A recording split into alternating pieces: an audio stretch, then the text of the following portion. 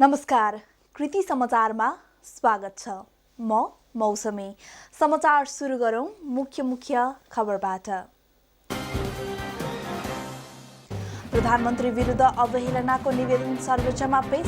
प्रतिनिधि सभा विघटन विरुद्धको विचाराधीन मुद्दामा जथाभावी बोलेको र कानून व्यवसायमाथि व्यक्तिगत टिप्पणी गरेको आरोपमा निवेदन।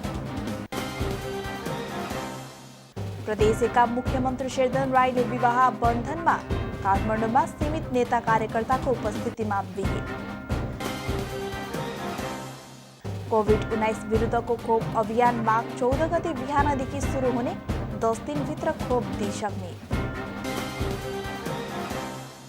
जनमत कता छ भनेर माघ 9 गते काठमाडौँको कार्यक्रमले देखाएको नेकपाको प्रचण्ड माधव पक्षका युवा नेता योगेश भट्टराईको दावी। स्वेच्छाचारी शासनका लागि केपी ओलीले प्रतिगमन गरेको आरोप। पत्रकार तारा लामगादेले लेखेको को हुन् दलित नामक पुस्तक विमोचन। पुस्तकको प्रदेश सांसद उमिता बराइलीद्वारा विमोचन। र इटहरीका दिवंगत प्राज्ञ रामधामीको स्मृतिमा इटहरीमा श्रद्धाञ्जली सभा। अब खबर विस्तारमा। प्रधानमन्त्री विरुद्ध अवहेलनाको निवेदन सर्वोच्चमा पेश भएको छ। प्रतिनिधि सभा विघटन विरुद्धको विचाराधीन मुद्दामा जथाभावी बोलेको र कानून व्यवसायमाथि व्यक्तिगत टिप्पणी गरेको आरोपमा वरिष्ठ अधिवक्ता कुमार शर्माले प्रधानमन्त्री ओली विरुद्ध निवेदन पेश गर्नुभएको हो। अदालतमा पेश भए पनि दर्ता गर्ने या नगर्ने अझै निर्णय भइसकेको छैन। आजको बहसमा वरिष्ठ अधिवक्ता दिनेश त्रिपाठीले पनि प्रधानमन्त्री ओलीले अदालतको अवहेलना गरेको भन्दै प्रश्न उठाउनु भएको थियो।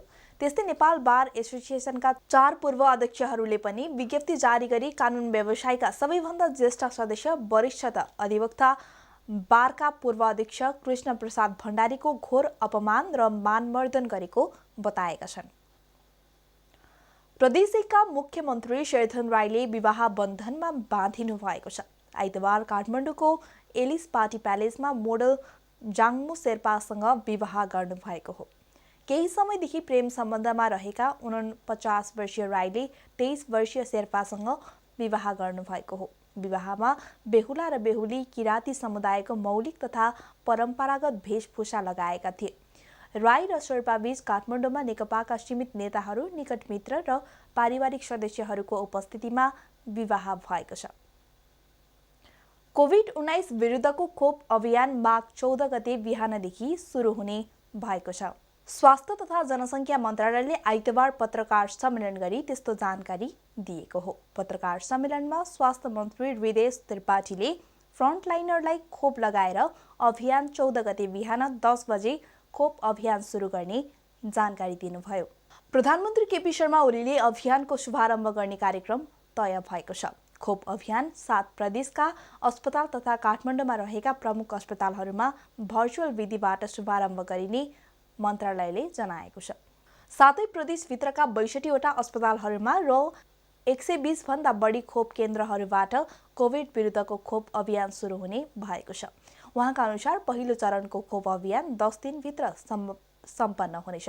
पहिलो चरणमा 4,30,000 जनालाई खोप लगाउने लक्ष्य राखिएको छ। नेकपाको प्रचण्ड माधव पक्षका युवा नेता योगेश भट्टराई देशको जनमत कता छ भनेर माघ 9 गते काठमाडौँको कार्यक्रमले देखाएको बताउनु भएको छ। सुनसरीको इटहरीमा कार्यकर्ता भेटघाटलाई सम्बोधन गर्दै नेता भट्टराईले 2 दिन अघि काठमाडौँमा प्रचण्ड माधव पक्षले आयोजना गरेको कार्यक्रमले देशको जनमत देखाएको दावी गर्नुभएको हो।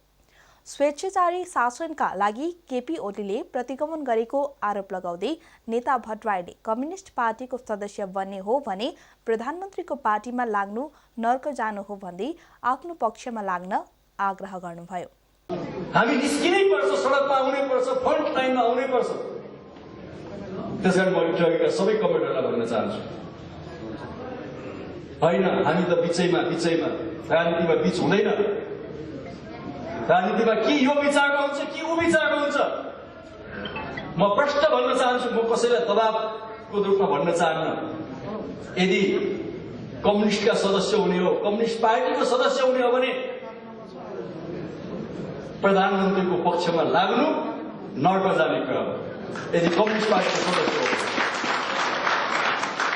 हो कता जाने हो मैले कसैलाई दबाब दिन्न, तपाईँको इच्छाको कुरा हो, जान लाग्नुहोस्।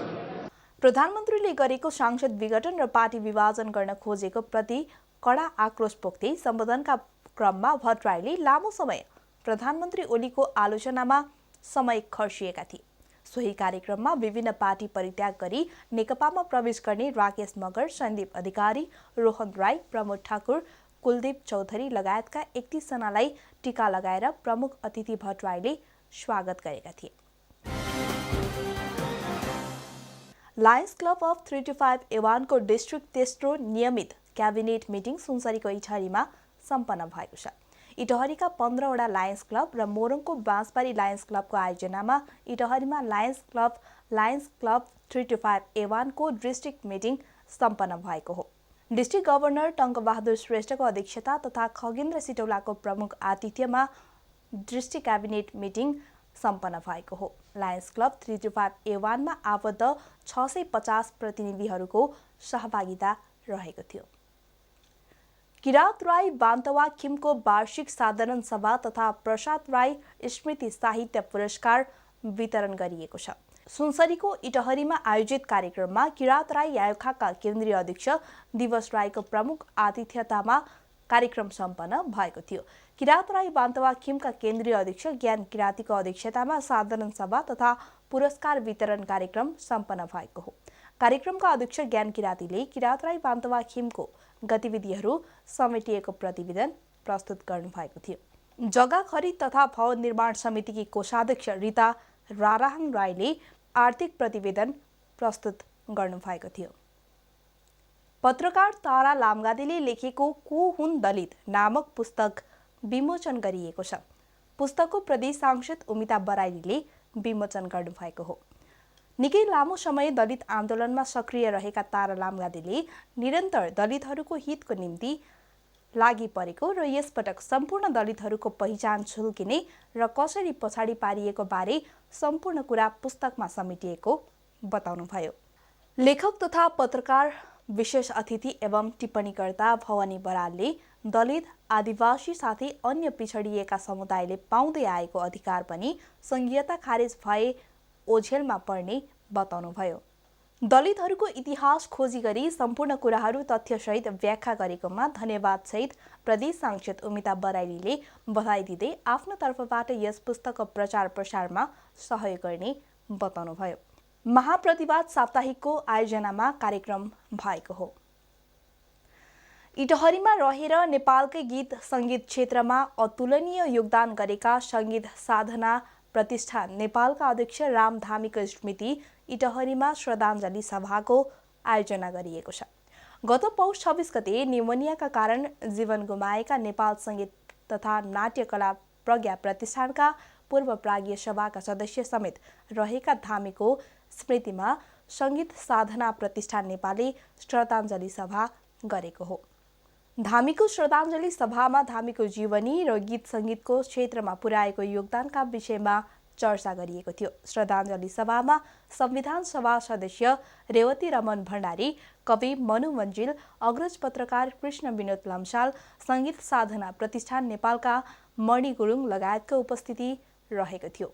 विक्रम सम्वत 2023मा इटहरीमा जन्मिएका राम धामीले धेरै नेपाली, थारू, भोजपुरी भाषाका गीत गाउनुको साथै सङ्गीत दिनु भएको थियो। कृति समाचारको अन्त्यमा पुनः एकपटक मुख्य खबरहरू। प्रधानमन्त्री विरुद्ध अवहेलनाको निवेदन सर्वोच्चमा पेश।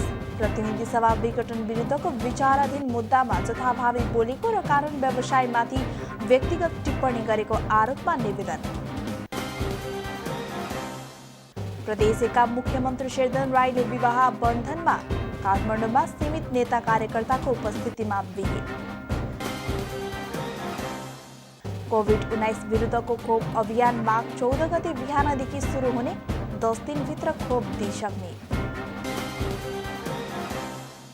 जनमत कता छ भनेर माघ 9 गते काठमाडौँको कार्यक्रमले देखाएको नेकपाको प्रचण्ड माधव पक्षका युवा नेता योगेश भट्टराईको दाबी। स्वेच्छाचारी शासनका लागि केपी ओलीले प्रतिगमन गरेको आरोप। पत्रकार तारा लामगादेले लेखेको को हुन् दलित नामक पुस्तक विमोचन। पुस्तकको प्रदेश सांसद उमिता बराइलीद्वारा विमोचन।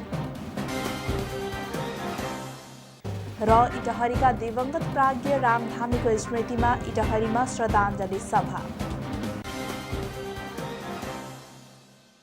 हवस् त कृति समाचार यति नै। कृति टेलिभिजन हेर्दै गर्नुहोला।